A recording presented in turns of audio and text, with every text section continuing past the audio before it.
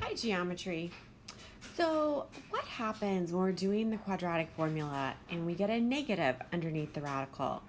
Well, usually when we've had problems where we get a square root of a negative, we say that there's no solution. And our calculator tells us we've made an error. But actually, we're being introduced to a type of number called an imaginary number. So for imaginary numbers, I squared. I is not a variable, it's a number. It's an imaginary number. And we say that I squared is equal to -1. So let me rewrite that. I squared is equal to -1. So if I take the square root of both sides, we've been doing this, then we get I, because the square root is going to cancel the square, we get I, and then equals the square root of -1. So let's see how this works. Example 1, let's look at the square root of -4. And I want to simplify this. So I'm being asked to simplify this. Well, let's do this the long way first, shall we? So this is -4. I could also think about this as being equal to the square root of -1 times 4. Okay, which is the same thing as the square root of -1 times the square root of 4. So I've now learned the square root of -1 is I. And the square root of 4 I know is 2. And we don't write the I in front, we always write the number in front. Kind of like with pi. We don't write pi 20, we write 20 pi. Or we don't write x 7, we write 7x. So in very much the same way, we would write 2I. In other words, the square root of -4 is equal to 2I. Let's take a look at another example. If I had the square root of -25, and I wanted to simplify this, think for a moment what you would think that would be. And did you think that that was 5I? Because this is really like -1 times 25, and the square root of the 25 is 5, and the square root of the -1 is my I. What if you have a radical that you can't take the square root of, so that you would need the calculator for? So such as the square root of -21. Well, in this case, I would take out the I. That's the square root of the -1. This is -1 times 21. So we would write this with an I on the outside, and we would keep the square root of 21. Because I can't simplify the square root of 21 without using my calculator to get a decimal. So where does this come up in the problems that you and I are doing? So let's come back up here and take a look at this x squared plus 12. So this is a great time to use our method of square root of both sides, because I only have an x squared term and I don't have an x term. So let's isolate my squared term, subtracting 12 from both sides, and I get x squared equals -12. And step 2 is to take the square root of both sides, and as soon as I take the square root, I put a little plus minus in front of it because I want both the positive and the negative square root. And so in this problem, I get x equals plus or minus, and we like to pull the I out in front because it's a negative square root of 12. Now this is not a simplified square root. We have learned earlier this year to think of the 12 as 4 times 3. So you could also write this in more simplified terms. If I think about this as 4 times 3, I can do the square root of 4. It's 2 on the outside. I already had an I on the outside, and the square root of 3 is the one that's left on the inside. Let's take a look at my x squared plus x plus 1. So this is a trinomial. It's not factorable. I could do a diamond. I put my AC at the top, which is 1. I put my B at the bottom, which is 1. And there's nothing that adds to 1 while at the same time multiplying to 1. So I'm going to use the quadratic formula where my A is 1, B is 1, and C is also 1. So let's plug this into my quadratic formula. X equals -b, so -1, plus or minus the square root of b squared, so that's 1 squared or 1, minus 4 times a times c, and both of those are 1, all over 2 times 1. So now we're going to write this as negative 1 plus minus the square root of 1 minus 4 all over 2. So next, 1 minus 4 is negative 3. So this is negative 1 plus minus the square root of negative 3 all over 2. And the square root of 3, I can't simplify without getting a decimal from my calculator. But the negative, I am going to pull to the outside. I'm going to take the square root of that negative 1, and I'm going to get an I on the outside and my square root of 3 on the inside. So you will sometimes find answer keys where this would be the answer. However, we usually think of a complex number. That's what we're studying. Complex numbers are written as a plus bi, where we call this first part the real part, the part without the I. And the part with the I is the imaginary part, because I is my imaginary number. So we're going to write our answer actually as negative 1 plus or minus, or negative 1 over 2, plus or minus I rad 3 also over 2. We're going to separate this into our real part, which is the negative 1/2. And then this is our imaginary part, our I rad 3 over 2.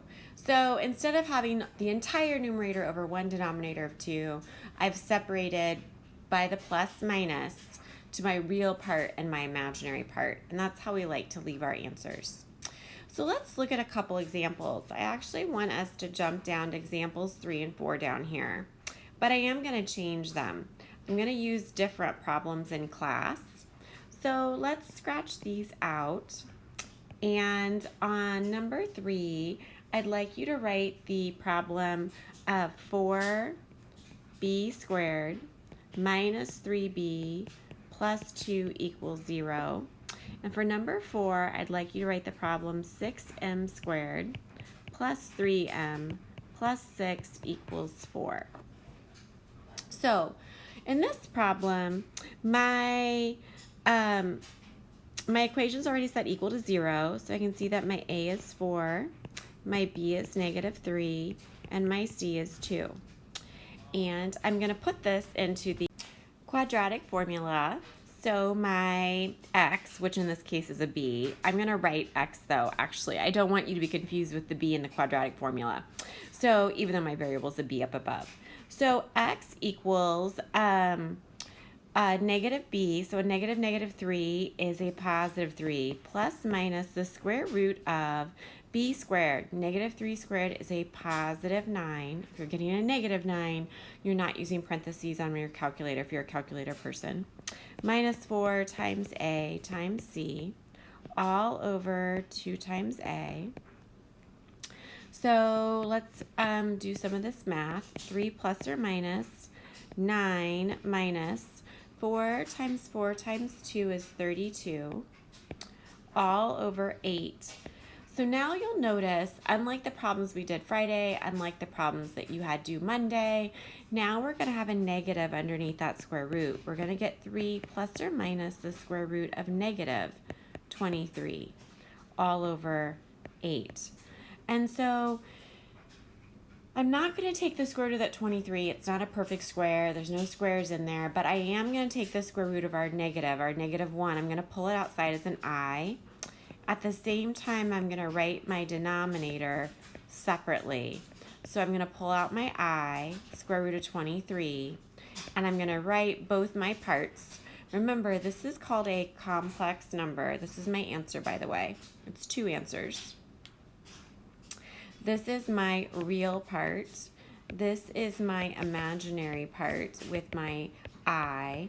And the entire thing is called a complex number. And you'll learn more about those next year in your math class. So let's take a look at number 4 here.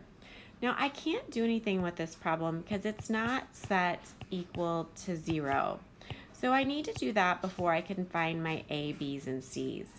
So I need to subtract 4, and I'm obviously going to subtract 4 from the 6. It doesn't have an m squared, it doesn't have an m, so I'm combining like terms, and I get 0 on the left side, and I get 6m squared plus 3m plus 2 on the left side. So now let's get our A, our B, and our C, and now we're going to plug this into the quadratic formula. So again, it's x equals, I'm going to write m equals because my variable was an m, but if you want to write x equals, you're welcome to write x equals. But my b is -3, or my b is 3, so my first thing is negative b, so I'm going to write -3 plus minus b squared, so 3 squared is 9, minus 4 times 6 times 2, that's my 4 times a times c, all over 2 times 6. So I get -3 plus minus 9 minus 4 times 6 is 24 times 2 is 48, all over 12. So this gives me -3 plus minus, and 9 minus 48 is going to give me a -39 underneath that radical, all over 12. So I am going to take the square root of that -1. I'm going to pull that out as an I, and at the same time, I'm going to separate both halves at the plus minus and put them both over 12.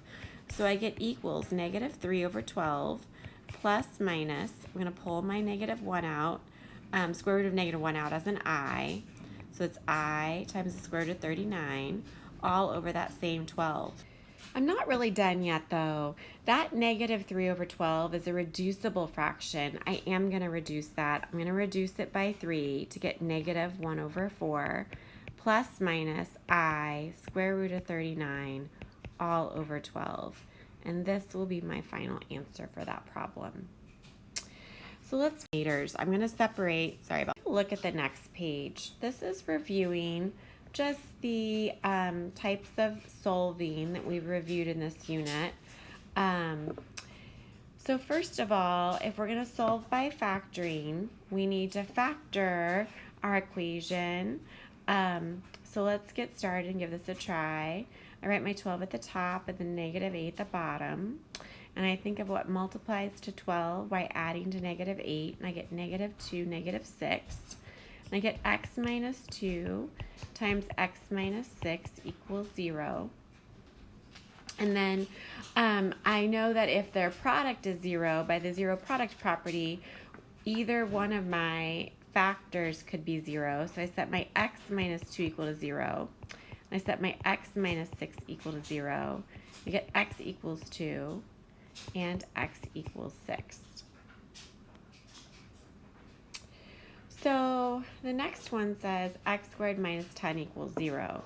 I'm going to add 10 to both sides. I'm going to solve this one by taking the square root of both sides. And so I want to get the x squared term by itself equal to 10.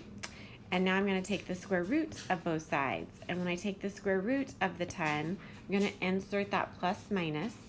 So my answer is x equals, because the square root cancels my squared exponent, plus minus the square root of 10. Or I could do the square root of 10, and I get plus minus. On my calculator, the square root of 10 is 3.16. This is my exact answer with my square root, and this is my approximate answer that's in decimal form. So now let's review the complete the square method. By the way, these notes and examples were on page 2. These notes and examples were on page 3 and 4. This was the top of page 5. So my steps were to get the x's together and leave a space, move the integer to the other side. So I'm going to subtract 11 from both sides.